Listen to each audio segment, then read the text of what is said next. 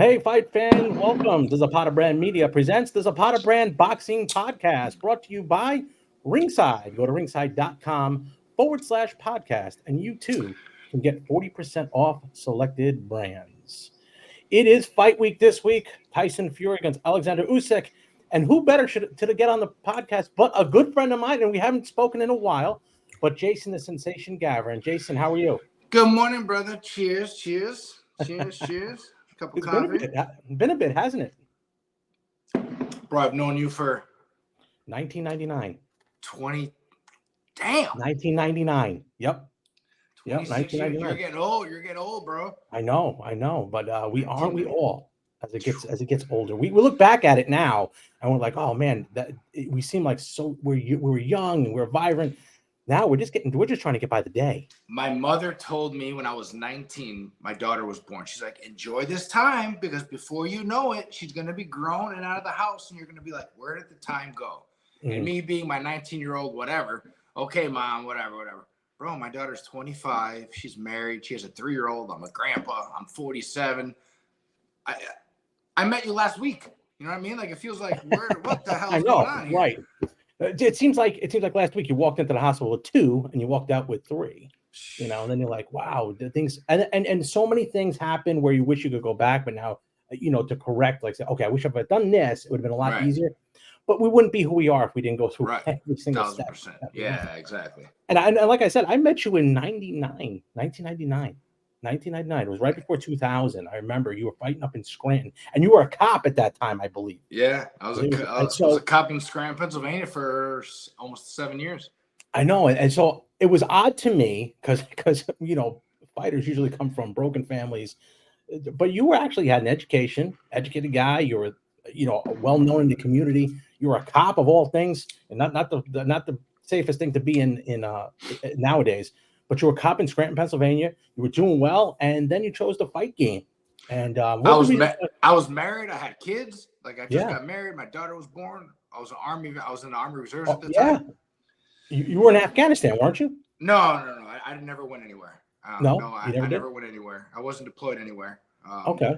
But you're going through it alone. Boxing is never ever in my life part of the plan, part of the picture.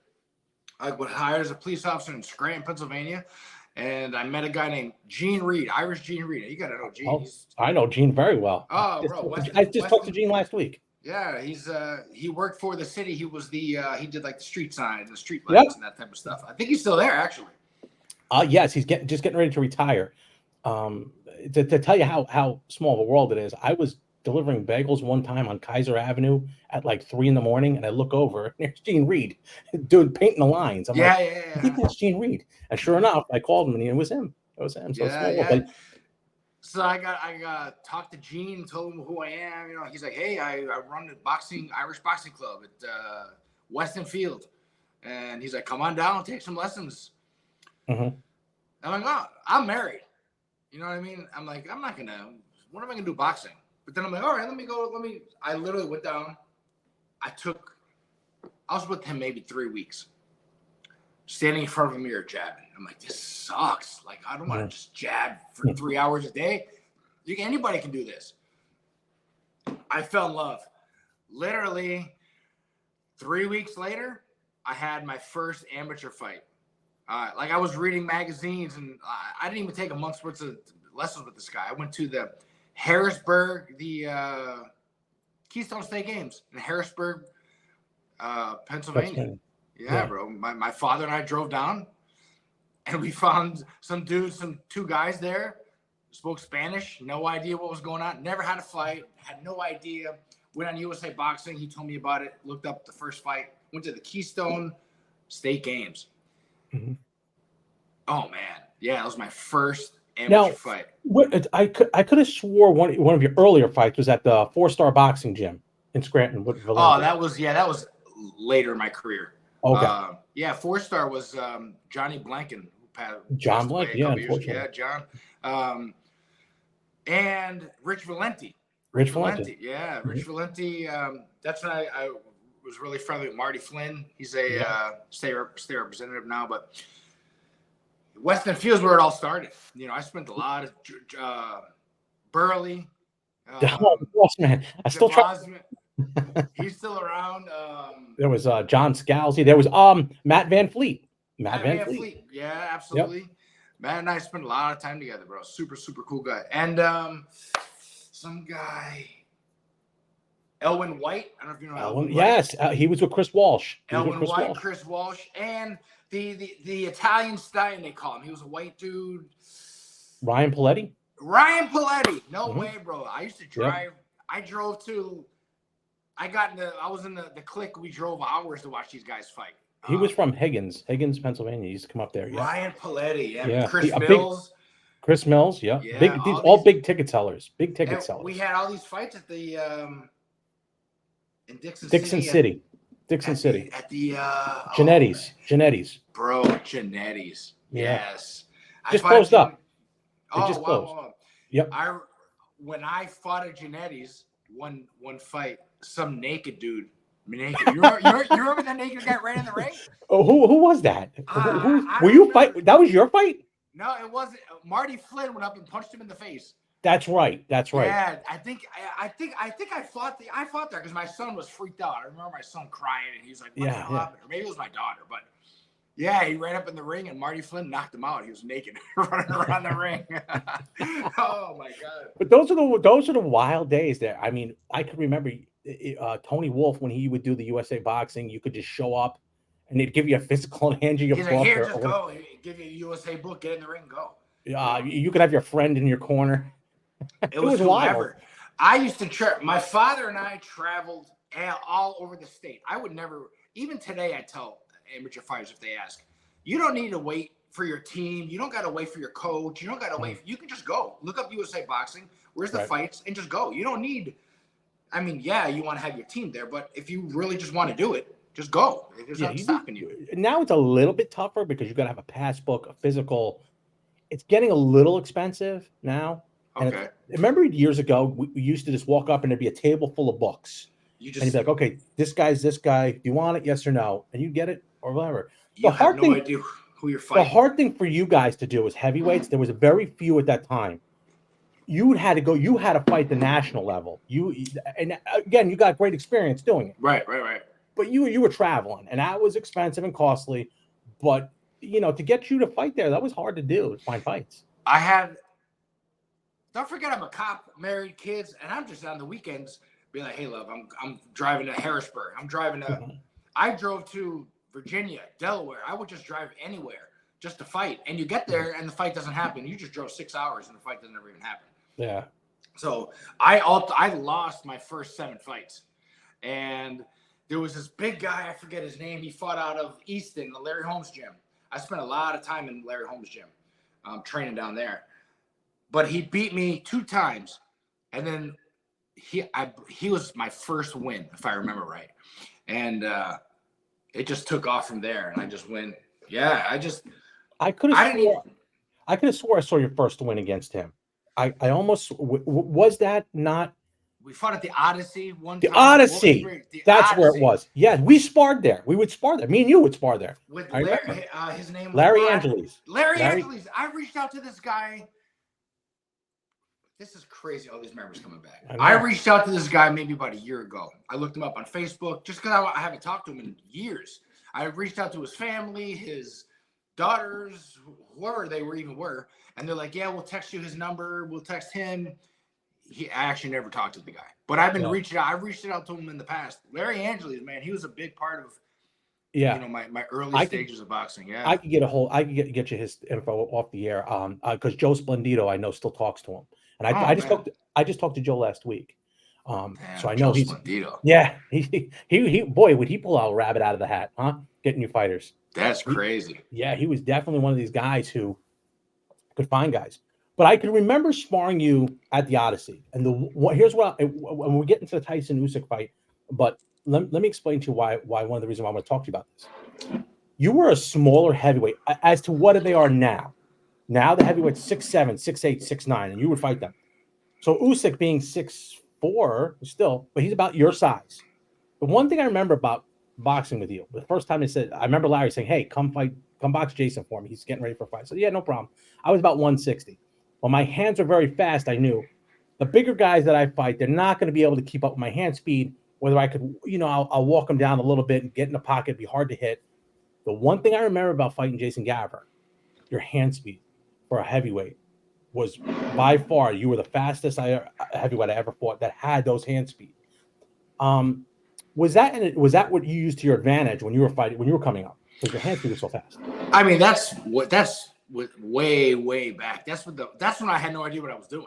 Honestly, I'm being dead at it. I mean, that's seriously. I didn't have any real trainers. Yeah, Gene trained me, and I was with Larry, and I was bouncing around from guys to guys. So I really didn't have one guy to say, "Hey, this is how you do it." You know what I mean? It was just, I love the sport. I want to get better. I want to learn. So I think my hand speed was just almost a natural thing. And me being a lighter, smaller heavyweight, my whole career in the beginning, I was 220, 225.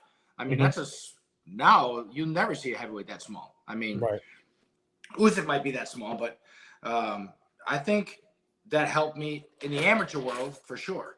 But when I turned pro, obviously everything's got to change. But I think hand speed, especially in the heavyweights, is huge. It throws a lot of guys off. So. And that's what I noticed about you. Even when you were, because I was an amateur too. So an amateur, right. It's about points. It's not. And I know. I remember your first televised show. You fought a guy who was undefeated, and I remember Max Kellerman saying, "Okay, this is the guy. Jason is going to get beat." You beat the guy. I think you stopped him in the second round.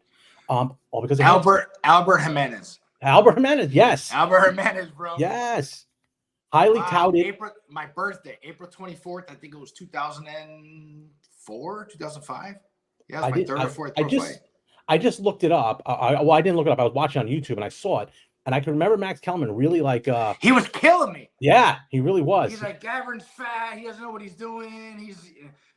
I just cracked him, and and I think it was in his hometown, if I'm not mistaken. It was in Miccosukee in Miami, Florida. Oh my God, yes. And his corner was Dia Davis. Remember Dia Davis, the guy, the Olympian who died? Oh my God, yes. Yes. Bro, that's crazy. How I remember that right now. Dia Davis, the father, worked his corner. Wow. Yeah, Max Kellerman killed me, bro. And that was one thing I was like, oh, I don't know if Max. And I had the blonde tips going on. Yeah. So gay, you look like a Backstreet Boy. You look like a Backstreet Boy. You did. And true, I was fat. I wasn't in shape where I never took it because I'm still a cop. I'm still working. I never took it serious, like really, really serious. Until I got to a certain level, I was like, listen, man, I can do something with this thing. So at that fight, I wasn't where I should be.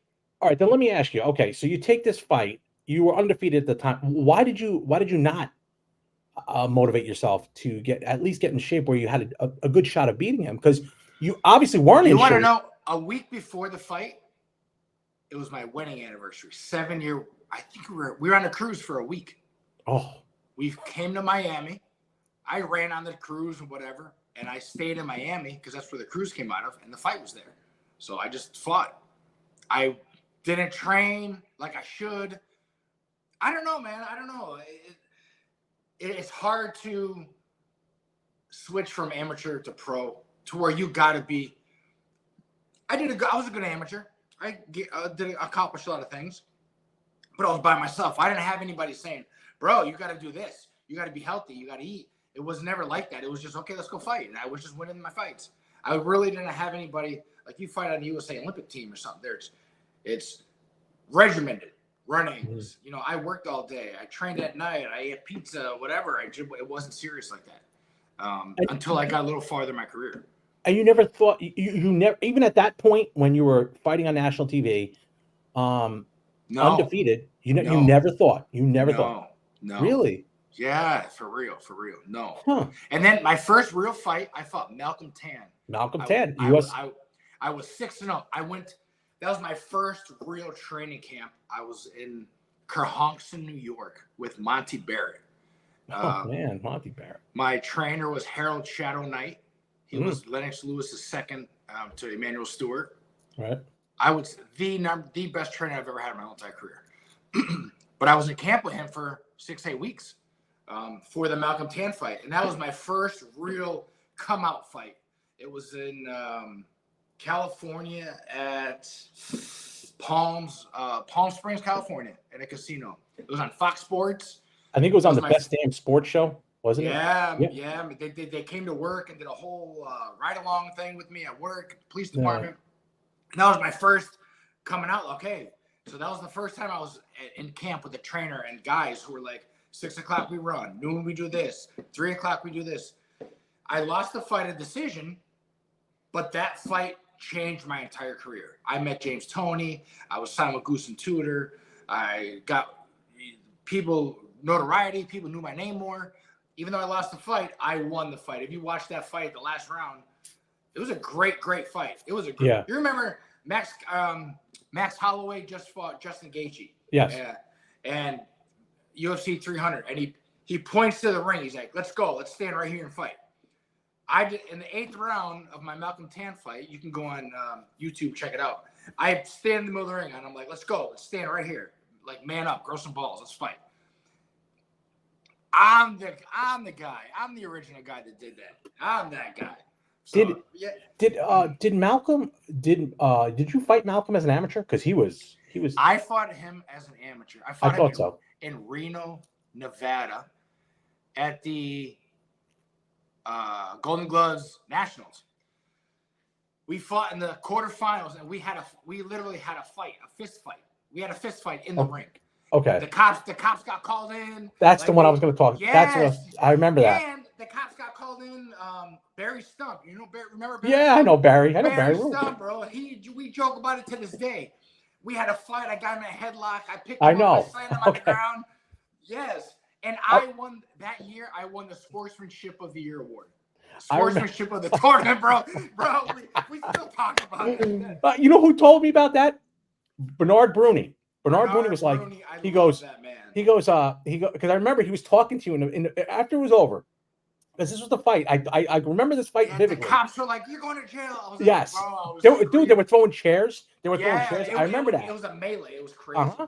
Well, I remember you get back. Bernard Bruni, yes. The first amateur show, Bernard Bruni's there, and he goes to you, "Jason, what the hell happened?" You go, "He was holding me," and he goes, "Yeah, but you were holding too." He goes, "Yeah, you said I was legally holding." And he goes, "What do you mean legally holding?"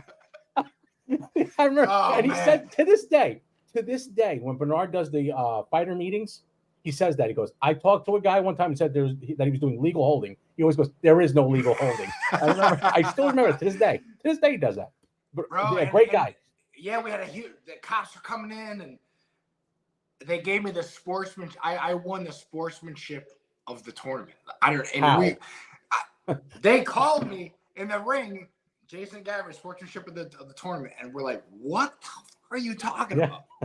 And I'm up there with Bernard, with Barry Stump, and there was the other guy who was in charge of it. He passed away too, but I have a picture with 4 of us together, me holding my little sportsmanship trophy. That's crazy. And then I ended up fighting him. Malcolm's I don't know where he's at. It's been a very long time since we talked. He kind of slipped. After he lost his first fight, he kind of slipped. He got real heavy. I remember watching him. He was a big dude. He was about 6'5". He was like 6'7", 6'8". Was he? I thought so. But at the time when I fought him, if I fought him 10 times, I'd beat him. Like, especially now with my experience. But at that time, I was my 6th pro fight. I think he was like 15-0, 12-0 or something. Yeah, you both were undefeated. You're both undefeated. Goose and Tudor, Dan Goosen. We were both signed with Goose and Tudor. Dan Goosen's like, "Okay, we're gonna put 2 undefeated guys in the ring. Whoever comes up top, they're gonna go farther. And, you know, this is a make it or break it fight. We need to figure out we're gonna push." And even though he won the fight, I won the crowd. I won the commentary. You know, so he kind of faded off. I remember, and he had a couple bad fights after that. And the problem with him was he was getting pushed, but he was never in shape after that. Right. Something happened. I don't know whether it was something mental or something. He had no power at all. That was one. He was a slapper. He was moving too much with his punches. He wasn't sitting down in the bucket shooting. He had zero power. So for his size, I took some shots from him, and I was like, "This guy's terrible." Yeah, but you always had that ability to take good shots. Let's go back to when you're training there too. So the Malcolm Tan fight's over and do whatever. You get that push. Now you went from going to Monty Barrett's gym to James Toney. is next. James Toney is ringside for the Malcolm Tan fight. He actually tore his bicep. He was fighting somebody. He tore his bicep and he was in a cast.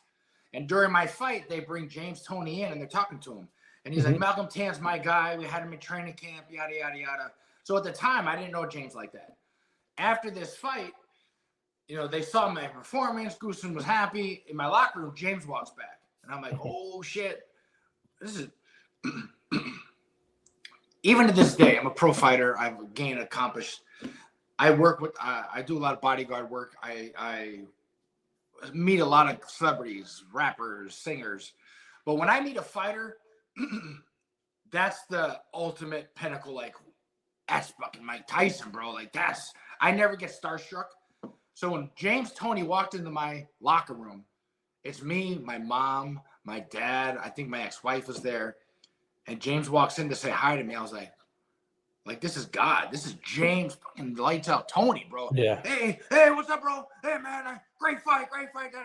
And I'm like, and he leaves. I'm just like he came and said hi to me. Like, that was my mentality at that point. So this leads to him asking you to come to train with him? So James had a manager named John Arthur. Ultimately, John Arthur was my manager for a lot of years. We had the same promoter, same manager. Yeah, so James was like, hey, are you interested? Let me see. I fought Malcolm Tan in like 2000 and... Boy, I bet it was earlier than that.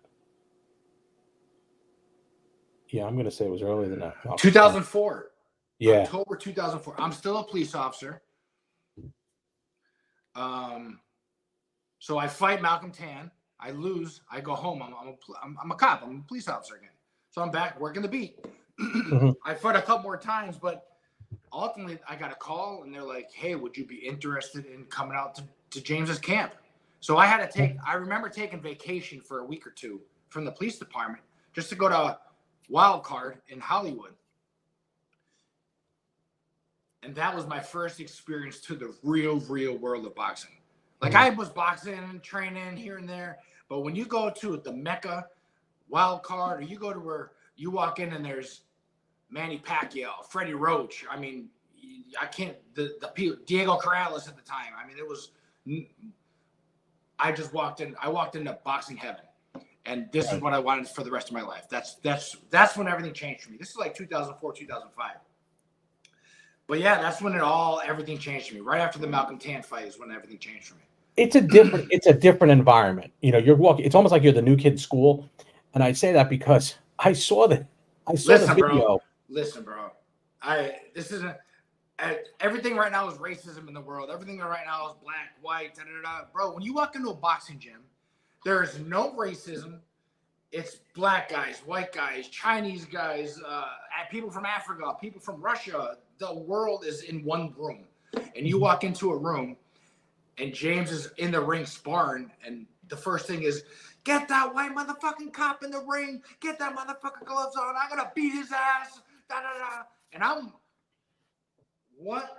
I've never been exposed to anything like this in my life. I'm at the Odyssey with with me. With Zabata. I'm at, the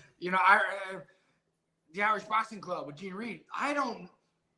You walk in the gym and I have my bag on and I'm just a little kid. I'm still a very, very immature pro because I've never experienced it before.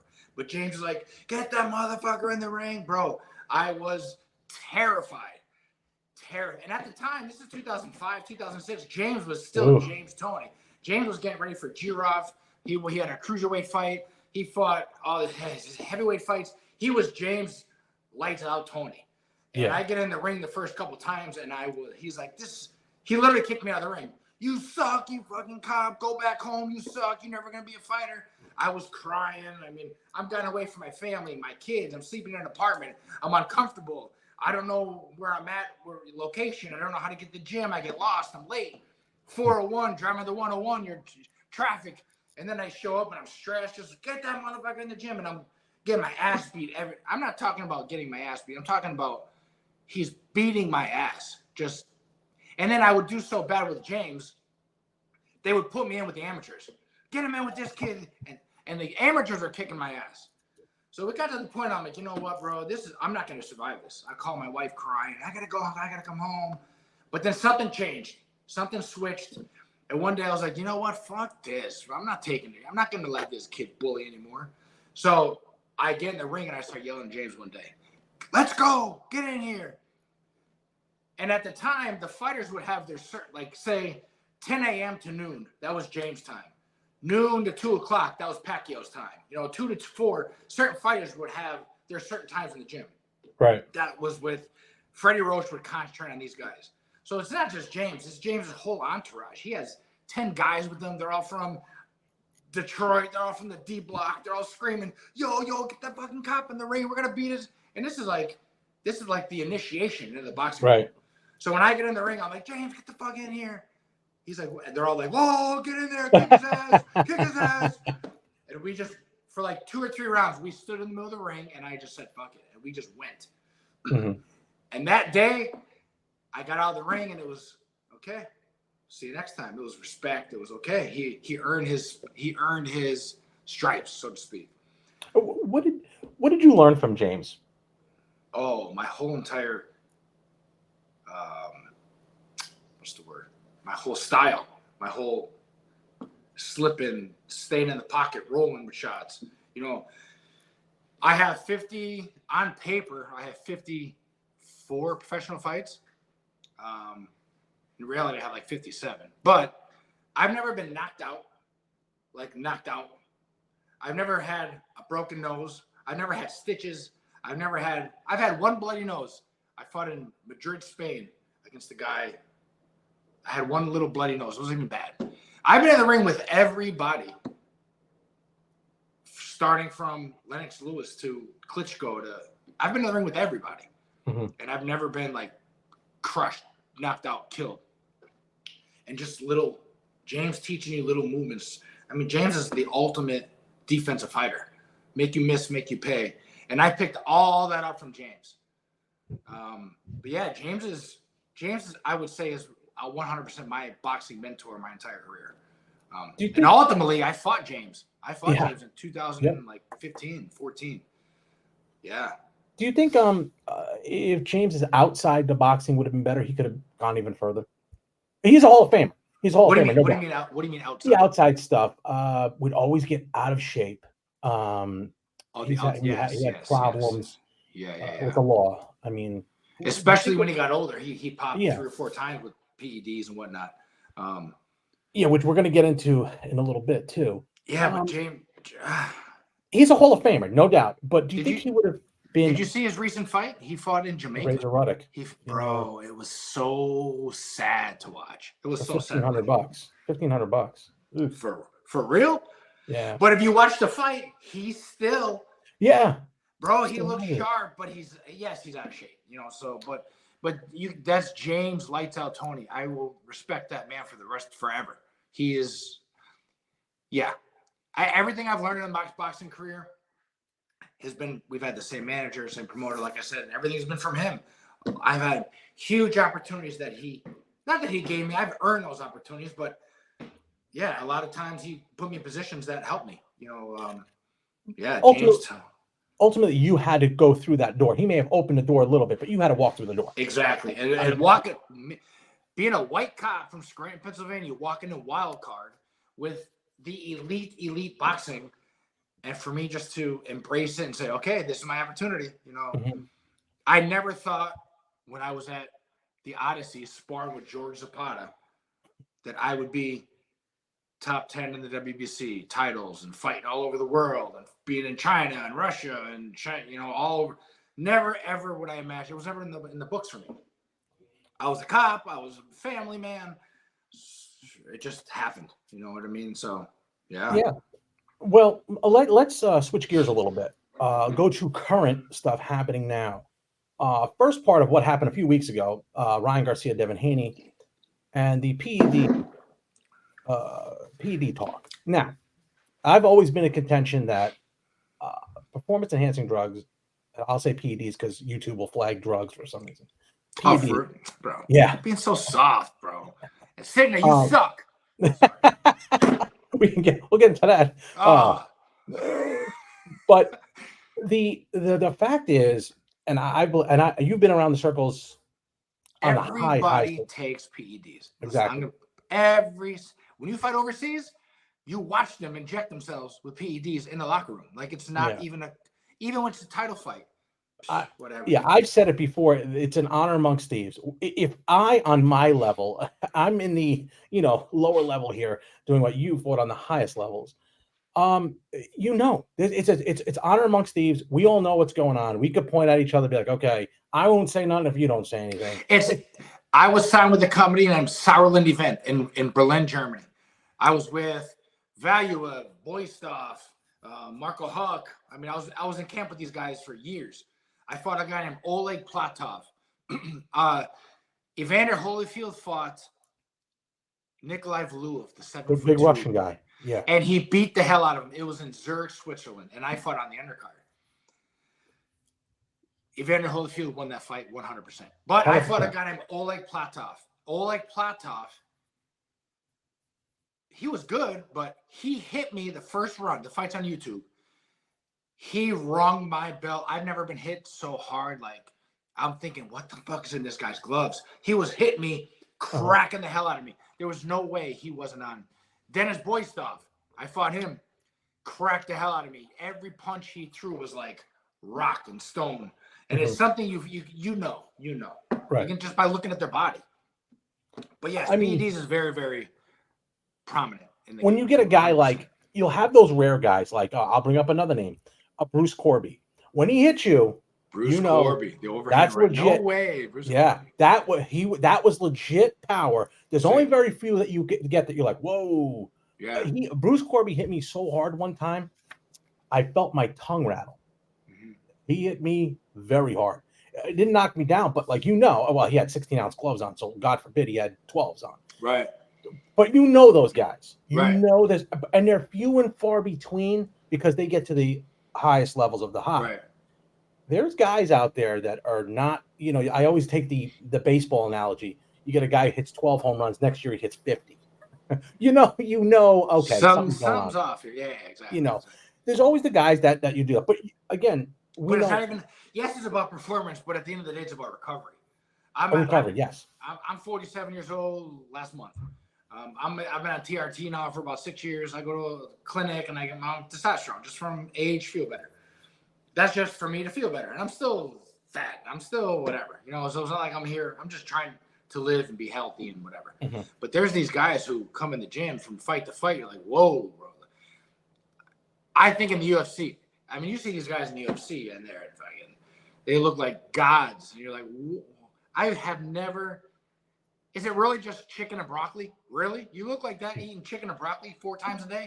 Come on, man. I mean, and it is a misconception that they all say. Well, also they say, well, we're taking VADA testing. I'm like, but you and I know that if there's someone out there just on the other edge of, you might be here, but we got this.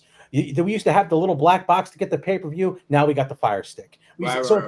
It's all advanced. It's a different world. I never even knew about steroids, PEDs, when I was in 1999, 2000. Yeah, that's what I mean. Like, what are you talking about, PEDs? I'd be terrified to even take anything because I don't know what this stuff does. Today, if you go to a doctor and they will give you everything, take your blood work, they'll give you through a whole gamut of stuff, So they would legit give you a protocol and say, right, you'll never get tested, and that's what I'm saying. So, what is your stance on the? Now, the other thing was Ryan tested positive for one thing, then negative, then positive again, then he's clear, whatever. What is your stance on that? The performance-enhancing drug, the PEDs in the in the world of boxing right now. Let everybody take it. Make it even playing field. Let everybody, because everyone's taking it anyways. Just take it. I mean, wouldn't it make the fights more fun? I mean, at the end of the day, it's not boxing or it's not baseball. It's not basketball. You're walking into a ring and you're punching me in the head, and you're going to affect the rest of my life forever. You can kill me. So this isn't just hitting a baseball. You're trying to decapitate me. You're trying to crush my face off. And you see UFC, these guys are getting their faces crushed and eyeballs, eye socket broken. And so it's not just Yeah, it's a physical. You're gonna change somebody's life by one punch. And if you're taking PEDs, is it wrong? Of course, it's wrong in that moment. But yeah, at the end of the day, it's inevitable. People are taking them, and if they're Right. not taking them, they're taking something. So Right. So your stance would be like, if you're at a disadvantage if you're not taking it, if you you both might as well agree just, before the fight, you both agree. Hey, let's take them. All right, let's take them. You both agree to it. and it just becomes who has the best pharmacy, essentially. Not even the pharmacy, just who can take advantage of what they're taking. You're I mean, right. I can take what I'm taking, the same thing what you're taking, but I have no idea what I'm doing. I'm just because I take something doesn't mean I'm going to get big. You think these huge IPF pro bodybuilders take steroids and they just grow? No, they spend 10, 15 hours a day in the gym working their ass off. So even though you're taking something, doesn't mean you're going to just automatically wake up and now you're Superman. You got to train, put in the hours and work and really dial in your body, your diet. There's so much involved in just taking. You think you're going to get a PED, you're going to turn into Superman. It's not like that. Right. Well, this coming Saturday on ppv.com, Tyson Fury steps into the ring against Oleg Moscow. I almost said Oleg Moscow. Oleg Moscow. Man, that was a good fighter too. I beat the hell out of Oleg Moscow. Did you really? I fought him 10 rounds in Russia. Yes, I beat him. Oh, yes, you did. Yes, you did. If you go back and watch, the fight is off YouTube. And in the 8th round, I hit him with the left hook and killed this guy. He was done. The fight was over. I knocked him out. The referee went over, picked him up, walked him to his corner. And if you go on YouTube, that whole sequence is out of the video. There's nothing there. I think the only place you can see the fight is on. It's called Daily Motion. It's not even on YouTube. Yeah, I fought Oleg Moscow in Russia, bro. Yes. I remember you fighting, but I remember not seeing the result. Yeah, no, he won a decision, but I beat his ass. I beat him up for 10 rounds, man. Yes. Oh, well, that's good. Oleg Moscow, yeah. I liked him. Tough guy. Great guy. Super cool guy. Yeah. I was in training camp with him at Palm Beach Boxing Club in West Palm Beach when he fought. I'm thinking he fought Rui. Rockman, yeah. I think I was in camp with him. This is like 2005, 2006. You notice that the years just run together? Him and Jameel McCline. Oh, big time McCline. He was a giant. Yeah, amazing man. Bro, it's crazy. Athlete. It's crazy. Yes. Oleg Moscow. I beat his ass. I fought him in Russia. 10 rounds, but they gave him the decision. I'm going to put that as a win for you then, in your record. 100%. My draws are all a win, and most of my split decisions are all wins. Okay, then you're right back into the top 10. 1,000%. I fought Jonathan Banks. I fought him 12 rounds on a Klitschko undercard.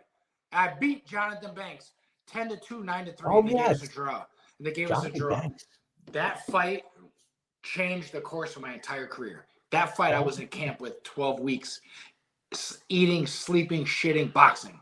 Was that on HBO? No, it was overseas. It was in the soccer arena in who did Klitschko fight? He fought Albert Sosnowski. And it was the brother. It was Vitaly, not Vladimir. Vitaly, yes. Vitaly fought Albert Sosnowski, and we were the co-main event. I remember the Banks fight. I remember that. I beat this, and his trainer was Bashir. His name was. Yeah, he got punched by. He got punched by what's her name? Clarissa Shields' brother. Yeah. Yeah, but Bashir, yeah. Wow. I beat Jonathan Banks. That was my first fight. They gave us a draw. I beat him. And after that fight, I took like 6-7 losses in a row because I was like, yes. It doesn't matter. It doesn't matter how hard you train. It doesn't matter how hard you fight. Even if you win, these bastards are going to steal it from you. And because he was with K2 Promotions, they gave him the draw just to save him. I beat him. I beat him, and they stole it from me. And that changed. I took like 6 or 7 losses in a row after that. Yeah. Well, I know we were on a different path. No, I love going on tangent. I mean, it's like we never left the Odyssey here, bro. Jonathan Banks. I remember Jonathan Banks. Wow, yeah. I think he's a trainer now. He trains Klitschko. Yeah, he trains, or he did train Klitschko. He trained with Klitschko now. Yep, yep. So let's switch gears to the Fury and Usyk fight this Saturday.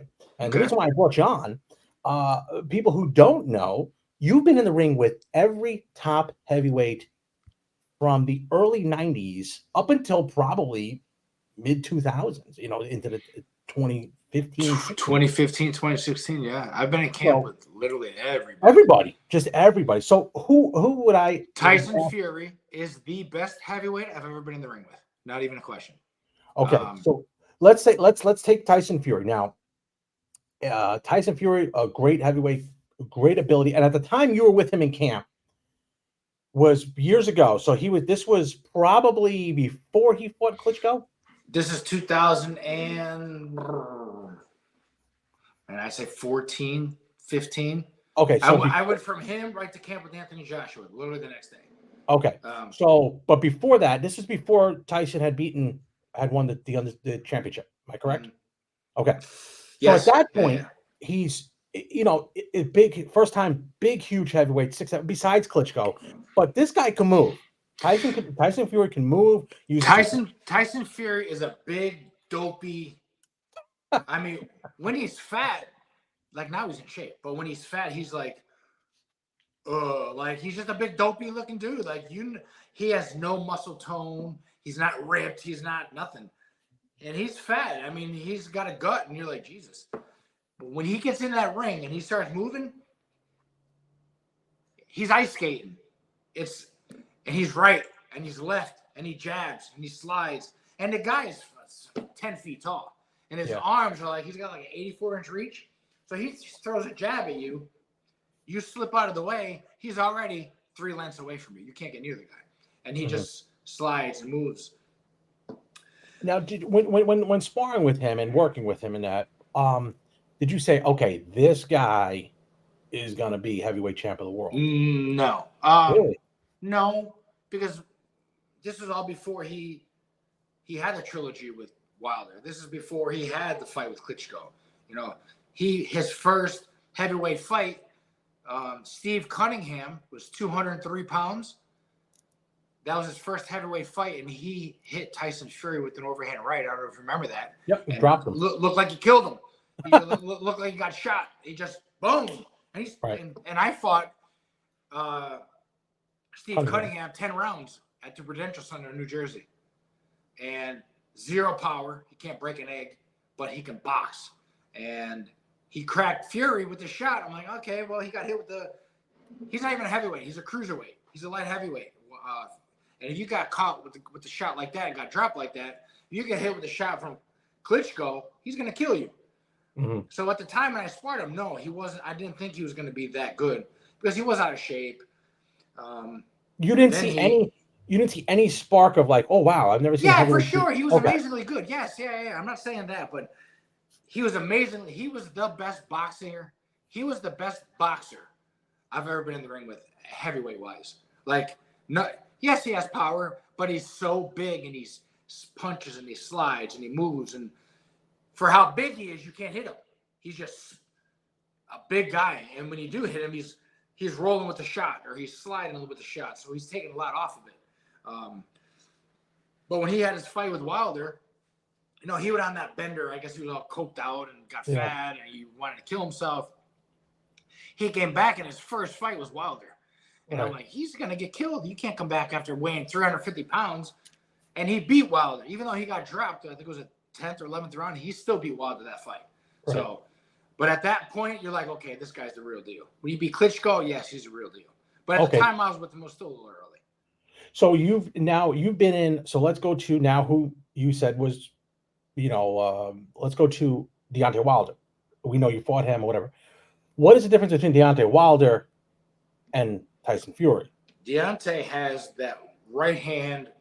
He has that one equalizer. He could be losing 11 and a half rounds and just catch you, and the fight's over. So now you were hit by is there a huge difference? Do you see a difference when you're like, oh boy? I did not. I fought Wilder, but if you remember, at one fight after me, that's when he fought Bermain Stavern. That's when he won his title. Yes. So when I fought him, I really believe he wanted to go rounds because he knew he was fighting Bermain. He wanted to fight me because I have a very, very similar style at Bermain. He wanted to see how he was going to react. But I wasn't in shape. I didn't give him the rounds that he wanted. So he wasn't really teeing off because he was kind of carrying me. That's how I feel. He did catch me with a couple shots. He hit hard for sure. But Fury doesn't have the power, that one punch power that Wilder has. No way. But obviously Fury beat him 3 fights. But he doesn't have that one shot power like Wilder has, so. All right, so let's go to Anthony Joshua, another one in the ring with, difference between Anthony Joshua, Deontay Wilder punching. Anthony Joshua, bro. This guy is an amazing guy. He's super cool. When I fought him, he's friendly. He's super cool. We come up to the middle of the ring, for the referee to say, hey, whatever, touch gloves. And you look up at this guy and you're like, Jesus Christ, this guy is a massive, massive man. And he fights very technical. Wilder is wild. He'll throw shots from the wing in different shots, different angles. And Joshua's very, very jabbing, right hand, left hook, slide. He's very, very technical. So his shots are different because it's very technical, and he's fast. For how big he is, he's fast. If you watch our fight, he hit me with a triple hook on the inside at one point, and I was like, what the fuck was that, bro? He hit me so hard. He dropped me like 3 or 4 times in the fight. He was coming to hurt. He was coming to knock me out, and he accomplished that. He didn't knock me out, but I was just tired, whatever. But I think in a fight, honestly, I think Wilder knocks him out. That's what I think. Knocks out Joshua? I think so. Yeah, because really? That's how I feel. Usyk gave him a lot of trouble. Andy Ruiz, you seen what Andy Ruiz did to him? Let me give you about Usyk now, because Usyk gave Joshua trouble. I've never met Usyk. I don't know. I've never met him. I've never been in the ring with him. But he's a small heavyweight, but he can move and slide and he can crack. He can do it all. That guy's incredible, incredible. Will he beat Fury? I say no. You don't think he beats Tyson Fury? I think Tyson's too big for him. Even though Tyson's too big for him. Tyson. Now, when you were with Tyson in your camp, his camp, best boxer, this is before all his issues. He's got a lot of issues you got to look at. But you got to look at Tyson Fury's last fight when he fought Ngannou. I'm going to say he didn't take that serious. I'm going to say he way undershot Ngannou, thinking this guy ain't going to do nothing. Ngannou took advantage of that moment that he had and earned so much money from that fight. And that's why he got the fight with Joshua. But I think Fury didn't take him serious. And you look at him now, he's a different animal, the way he looks, the way he's – because this is the heavyweight championship of the world. I mean, this is not an Ngannou. I'm not saying it was not a fake fight. What's the word? It was like a UFC versus boxing. That's what that was. Kind of like one of these circus matches where it's like fantasy matches. But this is the fight. He's fighting for the Fury name. This isn't gypsies in the boxing. This is his name that he's fighting for. This is his people. This is a different animal. I think the Ngannou thing was money. This is for legacy. He doesn't care about the money with this fight. He wants to smash Usyk, so. Do you not think it might be that this stuff is kind of all of a sudden caught up with him just a little bit? Because I look at it as Usyk has been one of these guys. He's from the Ukraine, and if you look at Lomachenko fought last weekend, they are very regimented, like you said. They're very regimented. They are not drinking out, partying, doing whatever. He has stayed on course. Right. Tyson Fury has had, and this tends to happen a little bit. And a lot of waves, a lot of waves, and sometimes that one time that you all of a sudden try to get that wave up, and that wave takes you out. You don't feel at all that Tyson, from the stuff that's gone on in his past, and I understand you can get in shape and you might have that one fight left in you. Usyk has always been on this straight arrow to the undisputed championship. Well, we're not going to know this. We're not going to know this until Saturday. Tyson Fury might show up and he look the best he's ever looked, or he might look terrible. But you got to remember too, Usyk's a southpaw. That is a beyond different. I mean, I think that's why he gave AJ so many problems. And AJ, the second fight, did better. AJ, when he got knocked out by Andy Ruiz, when he came back the second fight, he boxed him for 12 rounds because he didn't want to stand there and take shots with him because I'm not saying he was afraid, but he just wanted to get the win back. So he boxed him. It was kind of a boring fight. I think that Usyk is going to – I just think Fury's too big for him, honestly. And if he really in my mind, what was going to happen, Fury was going to come in at like 260, 270, and he was going to lean on him the whole Oh, fight. he's gonna Lean on him. be a lot lighter than that. Yeah, exactly. That's what I'm saying. Like, that was what I'm going to think. But he's coming in shape. But So let me. Usyk has never shown that power where he cracked AJ with lots of shots, clean shots. Mhm. Never dropped him. Never. I think he dropped him maybe a couple times, but I don't even remember honestly. But So let I me don't know go. if you're gonna knock out Fury like that. Let me go this way. Gun to your head. Who wins and how? Give me how they win. Also, First of all, you're not gonna have a gun to my head. all right. I think Fury's gonna win a decision. I think Fury's gonna win a decision. Yeah, that's what. Because you got to think too. Fury's been a heavyweight his entire life. Okay. You know, Usyk is cruiserweight coming up, and Fury can fight right-handed, and he can fight better southpaw. Fury can go either way, and I understand Usyk could do all that too, but I just think in the heavyweight world, it's different than cruiserweight coming up to heavyweight. Mm-hmm. But Usyk is that guy. You never know anymore. You never know. Maybe he's on the best PEDs.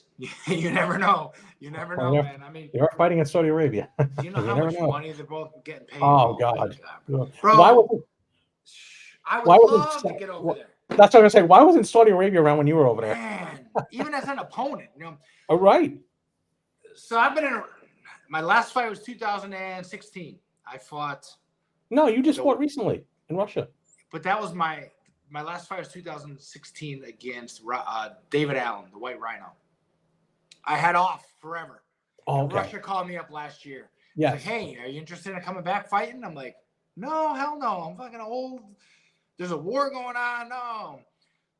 Let me tell you, Russia is incredible. But I was in Russia. I fought 2 times. I fought in October and I fought in December. Yeah.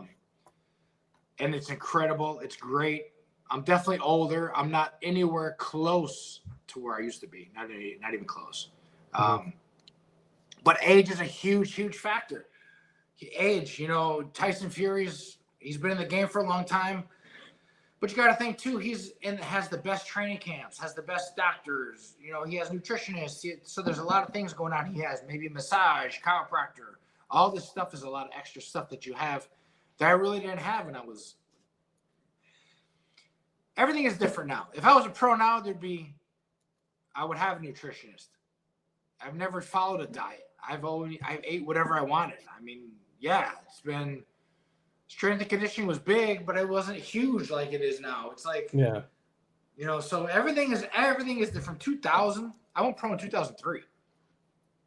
To now, it's a different animal, different world. Everything is different. You know, I can have a mental, I'm going to do this, I'm going to do that. Some amateur. I go to the gym, amateur kids now, 16, 18 years old, are beating me up. And in my head, I'm thinking, 5-6 years ago, I beat your ass. But well, it's funny you say that because when I was training for the last fight, I went to spar, and there was a kid there, and I am not knocking any of the people that are at the gym at all, but you'd sparred with me plenty of times, and on my worst day, this guy couldn't hang with me. On my worst day, right, and I couldn't handle it. I said, I was in. I say this very humbly. My defense. We keep talking about James. My defense has been my savior. Yeah. I can go into a fight, 6-round, 8-round fight, and I'll only fight 4 rounds. The other 4 rounds, I'm being like, in 3 minutes, I might fight 30 seconds. I might fight for 45 seconds. But the other time, I'm baiting you. I'm feinting you. I'm making you think I'm talking. Come on, you suck. I'm making you think I'm fighting. But in my mind, I'm like, I'm dying. I can't breathe. You know, I can put on a show. So when I just tore my shoulder, I sparred 10 rounds, and I felt amazing. And I'm starting to get skinny again. I'm looking great, and I hurt my shoulder. So even though it's age, man, it is what it is. Maybe this is it. This is probably my God saying, hey, man, like, what are you doing? Like, my brain, I'm 25. My body's like, bro, what are you doing? Stop. You know, so. Yeah.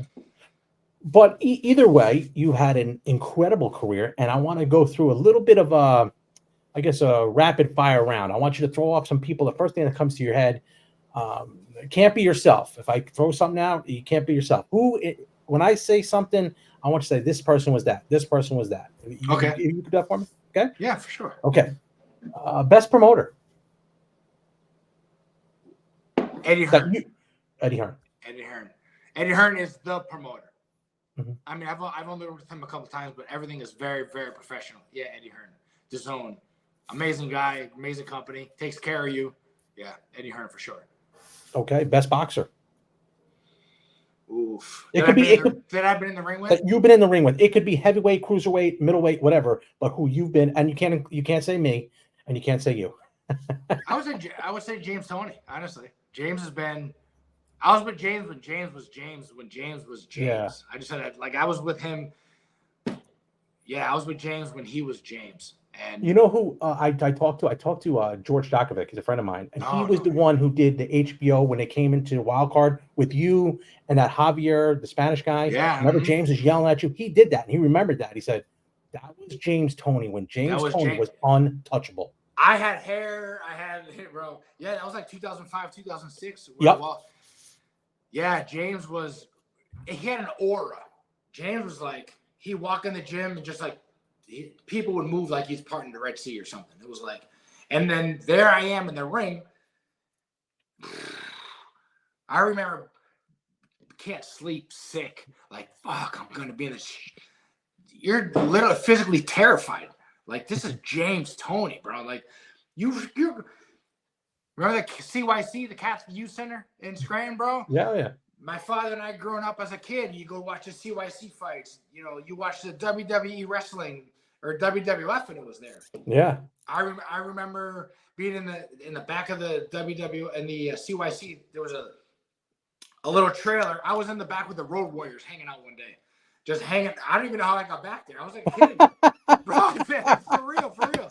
And I'm like, I'm the Road Warriors, and then George Animal Steel. I very, very vividly, he walks in and I'm like, what? And they're like, hey, this is Jason. I'm a kid. I don't remember what happened, how I got back there. I don't know what I did. I wasn't molested. Don't worry about that. I know that's your thing, but but I'm thinking like, when you meet these guys, oh my God, like as a kid, but as an adult, a grown ass man, I'm in the ring and there's James and he steps through the ropes and he stands up and he points. He's like, are you ready? Bro, listen to me. Terrified, like, yeah, it's fear. It's fear, like you're in a gunfight. Like, let me ask you, when did that change a little bit when you're in there with him? Because I could remember when I was sparring a David Toledo, and he's a featherweight way back in the day, and I'm like, man, this is a guy who is on TV, who's going to be, I'm thinking, holy cow. And then even when I was boxing with you, I'm like, this is Jason Gavern going to national championship or whatever. So when does it change where you're like, this is a regular person? I'm in the gym now with amateur kids and I still get nervous and I still can't sleep at night. It's not even I'm scared. It's just anxiety, not anxiety. It's like Christmas night. Oh my God, Santa Claus is coming. Like I'm going to the gym to spar.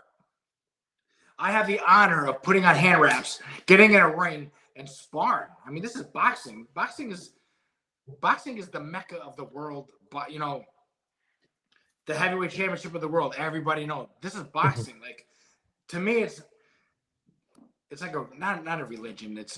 But it's boxing. Like man, you put on the gloves and you're getting in a ring with this guy. It's just reputation. I mean, I'm a cop in Scranton, Pennsylvania. I work 7 a.m. to 3 p.m. I drive 2 hours to Larry Holmes Boxing Gym in Easton. I spar, 6-8 rounds. I get beat up. I drive home, I sleep, I go to work the next day as a cop, I go home, I drive again, and I train. And you do that for years. And you just boxing and you're sparring and you're training. And I'm taking my daughter in a car seat. And now I'm taking my boxing bag, my gym bag, and I'm carrying my daughter in the boxing gym, like in a car seat. And that's the way I grew up. And as you do that for so long, I respect boxing so much, and you earn that from other people as well. I don't think you ever get comfortable. I mean, if you and I were sparring, we know each other. We're not going to hurt each other. Would you be nervous? Yeah, I'd be nervous. Even though I'm sparring with you, it's not nervousness. It's almost like excitement. Like I'm in the ring. This is boxing. I keep saying that it's boxing. I'm in love with this sport, man. You got to know. And we know it. People but you got to know. You got to understand it. They don't until you're actually in the thrust of it, where you're well, we could go and we could spar, and knowing that, okay, we might not be at our best, but we know what you're bringing to the table, and it elevates both of us. I'm the happiest when I walk in that gym and I hear da, da, da, da, da, da, da, da, da, and you hear the bang, let's go, work, and you open a bag and the smell and your hand wrap and oh my God, bro, like the kids are screaming, getting beat up, let's go, work. Nothing like it. The growth that's going on in an individual in those seconds, in those minutes, you're a piece of clay and you're a piece of Play-Doh, and I'm your trainer, and I am molding you and making you into who you are going to be as a man when you get older. People don't understand that. Get your kids in an MMA. Get your kids in boxing. Put your kids in an environment where they're getting their ass beat and they're crying. Oh, I can't do. And then you push them. Get back in the ring. Get back in there. And it might suck for you for 3 months, 6 months, a year. One day they're going to come home and be like, I did it.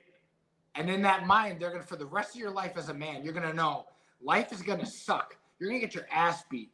Your girlfriend's going to break up with you. You're going to cry. You're going to break your arm. But at the end of the day, you're going to get back on your feet. You're going to accomplish whatever you're working at. And that's still boxing for me today, bro. Like boxing is the mecca of learning, teaching as a man. I mean, building yourself up. Yes. Yeah. And I look at it too, also with my business. I mean, there's plenty of times in business where you're like, to hell with this, the cooler breaks. This is going to cost me thousands of dollars. Your payroll's too high. The expenses go up. You're missing payments. But the boxing is what got me through that, I believe. But you're in the middle. You're in the middle of the fight. This is only a 6th round. Yeah, you got 4 more rounds to go. Get your ass up, keep working, and go for it. Exactly. And then you're like, wait a minute. Okay, give me one more round. And it's like the business. All right, give me one more week. I know I could do it. 10 seconds. All right, let's go.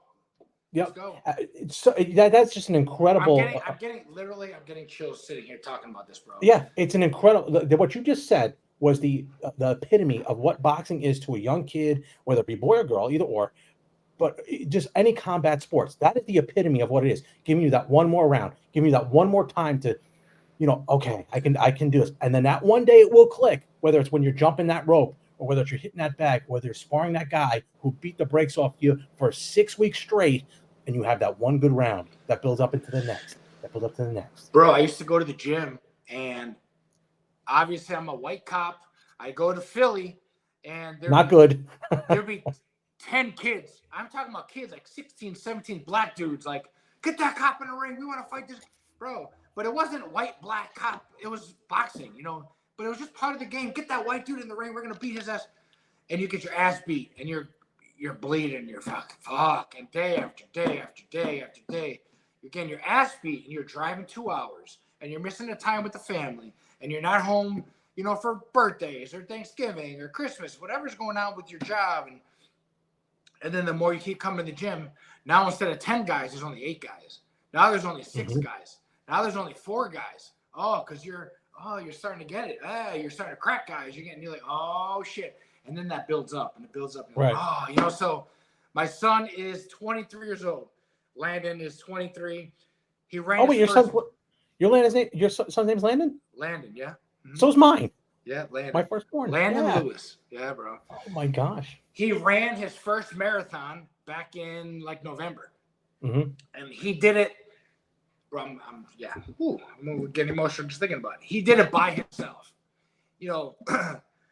Oh shit. Boxing is the loneliest sport in the world.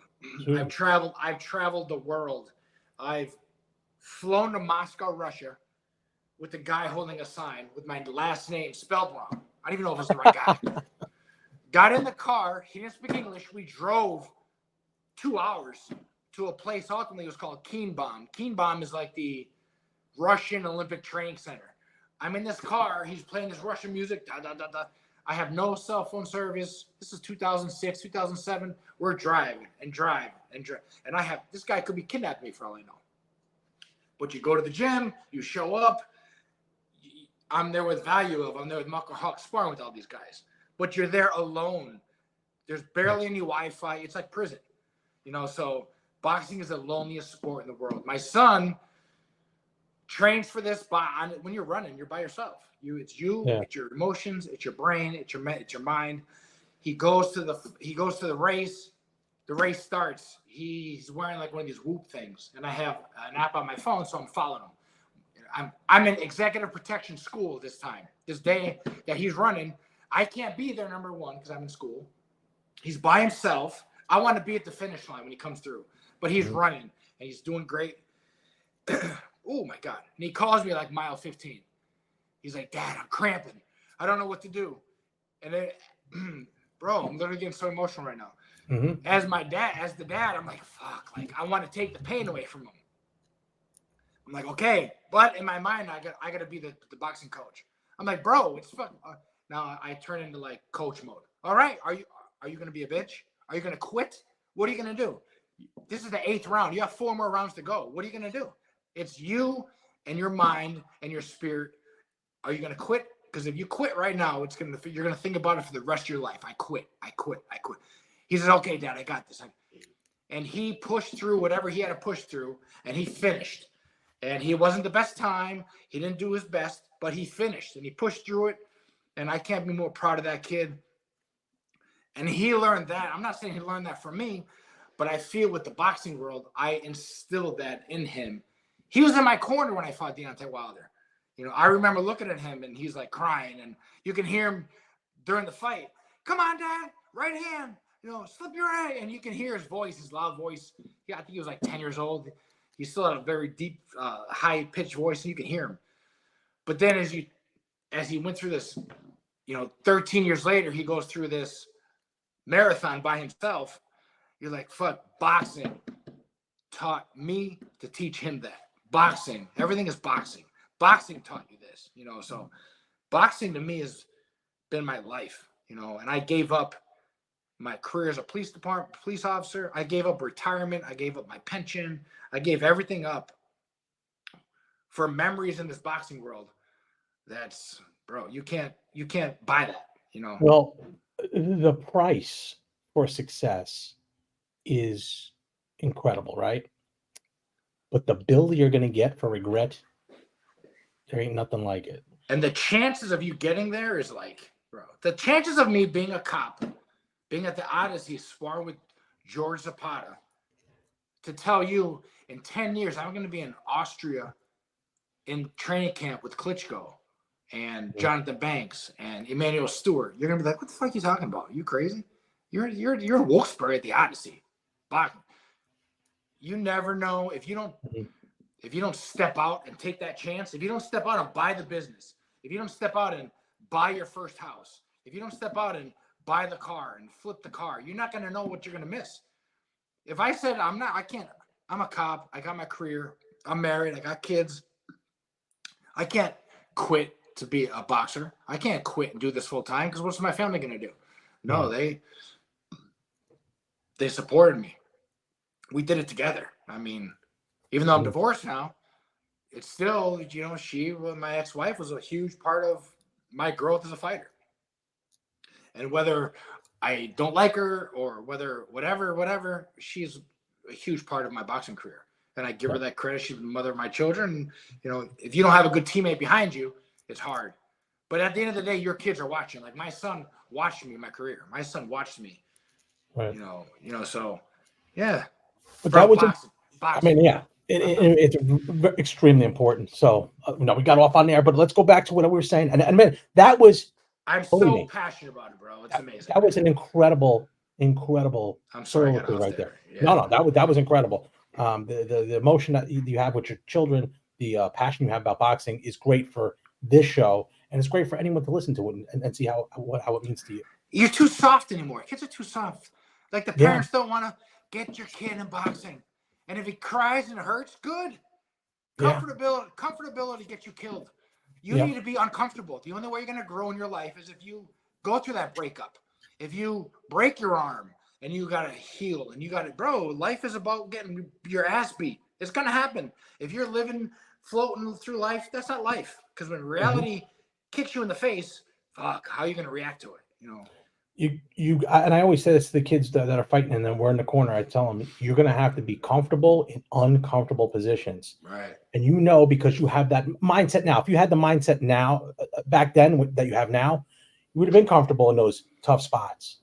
Right. You have to grow through to get to that spot, and there's going to be a lot of uncomfortable times. And if you can go through them, you'll be better off then. I'm in a really bad spot now, honestly. I gotta get shoulder surgery going on. I got my job. I got every day is a learning experience. Every day is a growth experience. So, but you are growing. So that as long as you're not being stagnant, you're still growing. Right, 100%. So let's go to now. We talked about. Sorry, bro. No. I love that. I love that. I just wanted to make sure I make sure I didn't want to hit on the questions that I missed here. So, best puncher. Who's the hardest puncher? Ooh. I did a podcast not too long ago, maybe 2 or 3 months ago, with this guy from England. The hardest puncher I've ever been punched by, one single punch. Audley Harrison. Oh, really? Audley Harrison. I was in training camp in Vero Beach. Audley Harrison. Who's the white dude who knocked out Mike Tyson? The big, dopey Irish guy. That would be not Nick something. I forget his name. Yeah, but I was in camp with him. But I was sparring with Audley Harrison, and Audley Harrison is a 7'10" southpaw, and he hit me with a straight left hand. And the way I was standing, I had my head almost like a bull. I had my head down. He hit me on the top of my head and jerked my neck in, and I was hurt for, bro. I was weeks. I thought it might have broke something. Like, I was literally in that much pain. I couldn't move. I was stuck. And finally, just massages and chiropractors. But that was the one shot my entire career that hurt me the worst. That was Audley Harrison, yeah. Kevin McBride was the guy. Kevin McBride, yes. Yeah. So I fought a guy on 2 days' notice in Delaware, at the Delaware Downs. Southpaw black dude, like 45, 46 years old. I can find him. Southpaw. Great heavyweight. Fought a lot of good guys.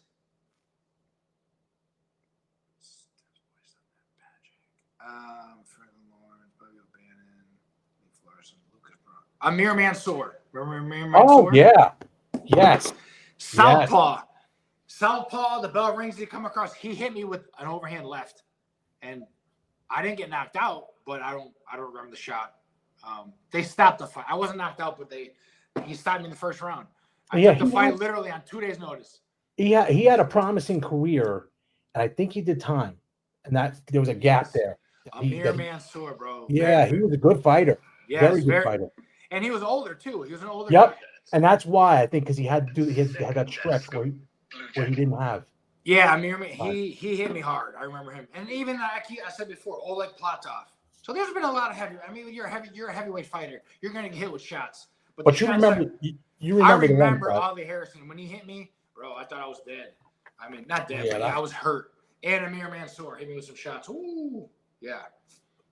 So how about your favorite trainer? Now, you have relationships with trainers all the time. Who was the one that you felt, number one? Who was your favorite? Harold Knight. Harold Knight, bro. Yeah. He was. I was with Jonathan Blanken for a long time. He was a great amateur coach. But you have amateur coaches, you got pro coaches. You got guys who are great in the amateurs and guys who are great as a pro. But I was with John Blanket for a very long time. But when I got with Harold Knight Shadow, damn, he was like the number one trainer. And then my trainer, Walt Colazzo. I was with Walter. I met Walt when I was like 2012-ish. And I was with Walt's from Puerto Rico. Has a long boxing career, his family, but just a local guy. And him and I, he's just a great trainer. Him and I worked. He's been all over the world with me.